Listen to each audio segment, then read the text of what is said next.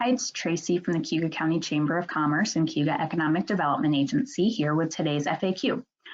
There's a lot of businesses that have applied for or received the Paycheck Protection Program money that are having questions about the forgiveness of that money and the forgiveness component of that program. Some of these rules are still being developed and some of the processes are not totally clear yet, but there are a few factors that I wanted to mention today that you should keep in mind as you're going through this. First is to stay in contact with your bank or lender. They're going to have the most up-to-date information on how this works. Second is that the 8-week period that you have to pay qualifying expenses, that can extend beyond June 30th. So whether or not there's money left, they're going to close applications on June 30th, but no matter when you got your PPP disbursement, you will have 8 weeks. So if you get your disbursement June 15th, you will have 8 weeks from June 15th to make those qualifying expenses.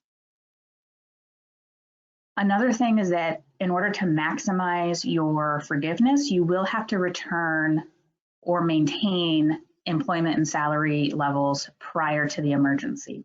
So if you've laid off some workers, you need to make sure to quickly hire them back at the same wage rates once you get your disbursement.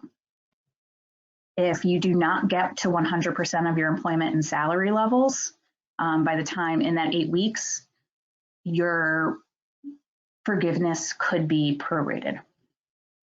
And the last thing is that 75% of the forgiveness has to be payroll expenses. So you want to use this money primarily for payroll.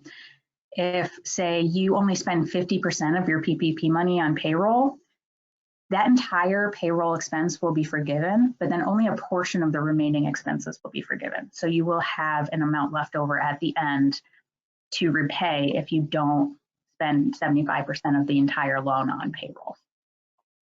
So those are just a few items to keep in mind as you are moving forward in the PPP process. That's all I've got for today, but we'll see you again soon.